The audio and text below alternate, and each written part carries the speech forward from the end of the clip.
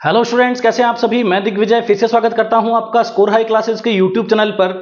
आज हम class 12 physics से बहुत ही इंपॉर्टेंट टॉपिक आप लोगों के लिए लेकर के आ गए हैं, जिसमें बात करने वाले हैं डाइपोल की और डाइपोल की वजह से बनने वाले इलेक्ट्रिक फील्ड की। डाइपोल की वजह से इलेक्ट्रिक फील्ड उसके एक्सिस पे अलग वैल्यू देता है और इक्वेटोरियल लाइन पे, इसका मतलब दोनों डाइपोल के बीच का जो पॉइंट है, जो मिड पॉइंट है, उस पॉइंट की लाइन को बोलते हैं, उस पॉइंट को क्रॉस करने वाली एक परपेंडिकुलर लाइन को बोला जाता है इक्वेटोरियल लाइन। और इक्वेटोरियल लाइन में उस पॉइंट से x डिस्टेंस दूर, उस सेंटर पॉइंट से x डिस्टेंस दूर जाकर के हमें P पॉइंट पे क्या पता करना है, इलेक्ट्रिक फील्ड पता करना है। अब आप ध्यान से देखिए, ये है हमारा फर्स्ट चार्ज नेगेटिव चार्ज और ये है हमारा सेकंड चार्ज पॉजिटिव चार्ज। ये हम जानते हैं कि डाइपोल तब क्रिएट होता है जब सेम मैग्नीट्यूड का और डिफरेंट पोलैरिटी का चार्जेस किसी सेपरेशन पे रहता है, तब जाके डाइपोल क्रिएट होता है। ठीक है, तो ये डाइपोल का सेंटर पॉइंट है। यहां पे पूरी डिस्टेंस, टोटल डिस्टेंस बीच की हमने क्या ली है 2l, तो ऑटोमेटिकली ये l और ये l हो चुकी है। अब क्लियर है। यहां से आप देखिए कि सेंटर पॉइंट से हम x डिस्टेंस दूर ऊपर जा चुके हैं। सेंटर पॉइंट से हम कितनी डिस्टेंस ऊपर जा चुके हैं, x डिस्टेंस दूर। पॉइंट क्या ले लिया गया है, P पॉइंट। और P पॉइंट पे हमें क्या पता करना है, डाइपोल पे हमें डाइपोल की वजह से बनने वाले नेट इलेक्ट्रिक फील्ड को पता करना है। अब आप देखिए कि पॉजिटिव चार्ज की वजह से हमेशा away from the charge electric field होता है। पॉजिटिव चार्ज की वजह से away from the charge electric field होगा। इसका मतलब इस सेकंड चार्ज की वजह से away from the charge electric field होगा E2। क्लियर है।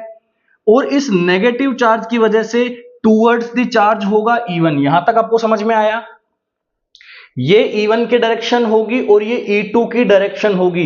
मान लेते हैं कि ये एंगल क्या है, थीटा। मान लेते हैं कि ये एंगल है थीटा।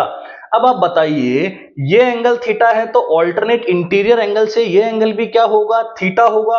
और यहां से ये एंगल थीटा ऑटोमेटिकली होगा, क्योंकि ये क्या है, एक आइसोसेलेस ट्रायंगल बन चुका है। ये डिस्टेंस क्या है, r हमने ले ली है, और ये डिस्टेंस भी क्या है, ऑटोमेटिकली r। तो यहां से ये भी क्या बन चुका है, थीटा। तो आप इस एंगल को देखेंगे तो कोरेस्पॉन्डिंग एंगल से ये भी क्या बन जाएगा, थीटा। अब आप ध्यान से देखिए, ये जो E2 है, इस सेकंड चार्ज की वजह से जो इलेक्ट्रिक फील्ड है, क्या इसका एक कंपोनेंट लेफ्ट साइड में जाएगा, क्या इसका एक कंपोनेंट लेफ्ट साइड में जाएगा। कौन सा कंपोनेंट जाएगा, कोस थीटा वाला।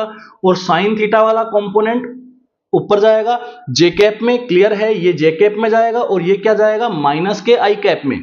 ऐसे ही इस E1 का, ऐसे ही इस फर्स्ट चार्ज की वजह से, क्योंकि फर्स्ट चार्ज नेगेटिव है और नेगेटिव की वजह से electric field towards the charge होता है, तो यहां से ये थीटा एंगल पे किस डायरेक्शन में जाएगा, कोस थीटा एंगल पे। क्लियर है।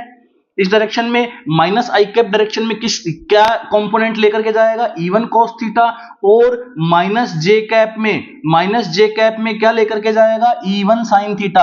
अब आप मुझे ध्यान से बताइए, यहां से E1 और E2 का जो मैग्नीट्यूड है वो तो बिल्कुल सेम होगा। क्यों, क्योंकि E2 होगा के क्यू अपॉन आर स्क्वायर, और E1 भी क्या होगा, के क्यू अपॉन आर स्क्वायर, क्योंकि हम जानते हैं इलेक्ट्रिक फील्ड क्या होता है, के क्यू बाय आर स्क्वायर। तो मैग्नीट्यूड दोनों का सेम होगा, लेकिन जो डायरेक्शन होगी वो एक इधर है और एक इधर है, लेकिन इनके जो कंपोनेंट जा रहे हैं वो दोनों सेम डायरेक्शन में जा रहे हैं। अब आप समझ गए होंगे कि यहां से E2 sin थीटा और E1 sin थीटा दोनों क्या हो जाएंगे, कैंसिल आउट हो जाएंगे। और ये दोनों कैंसिल आउट होने के साथ साथ E2 cos थीटा और E1 cos थीटा दोनों के दोनों ही वेक्टर फॉर्म में क्या हो जाएंगे, ऐड। तो मैं एक बार फिर से इसको सिस्टम को आपको समझा देता हूं कि हमने एक डाइपोल कंसीडर कर लिया है, जिसके बीच में डिस्टेंस कितनी है 2l, और रिजल्टेंट इलेक्ट्रिक फील्ड हमें P पे पता करना है। तो इनेट होगा E1 प्लस E2 का वेक्टर एडिशन। यहां से E1 और E2 के क्यू बाय आर स्क्वायर है, इनका मैग्नीट्यूड सेम है।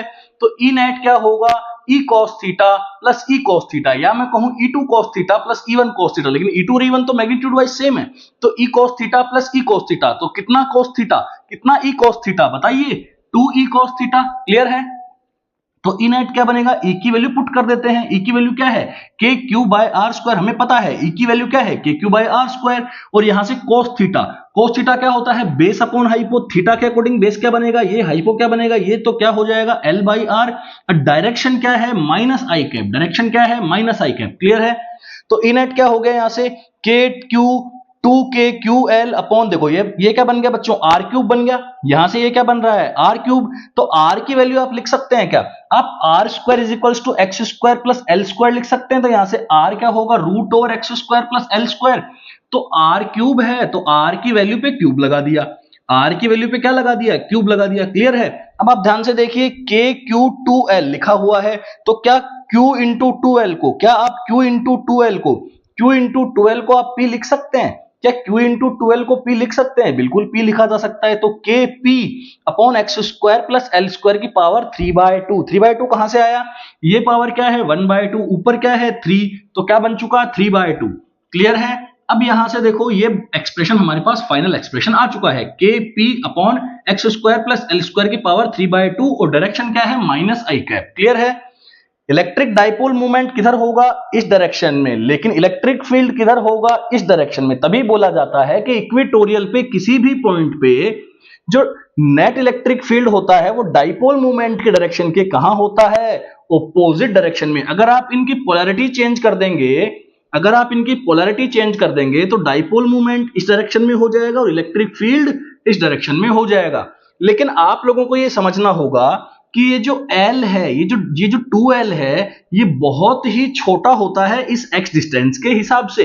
इस x डिस्टेंस के रिलेशन में अगर हम देखेंगे तो यहां से ये जो 2L है, ये जो सेपरेशन है डाइपोल का, ये चार्जेस का जो सेपरेशन है ये बहुत कम होता है। मतलब x is much much greater than L। अगर x बहुत बड़ा होगा तो x square plus L square को मैं क्या लिख सकता हूं, एक्स स्क्वायर, स्क्वायर से स्क्वायर कट जाएगा, क्या आ जाएगा एक्स क्यूब। यही है final result kp by x cube. और डायरेक्शन क्या है, माइनस आई कैप लगाया है मैंने इस केस में, जरूरी नहीं है कि हमेशा ही क्या आए माइनस आई कैप। बस आपको यह याद रखना है कि इलेक्ट्रिक डाइपोल मूवमेंट के ऑपोजिट डायरेक्शन में नेट इलेक्ट्रिक फील्ड आएगा इक्वेटोरियल लाइन पे। Thank you so much, keep watching.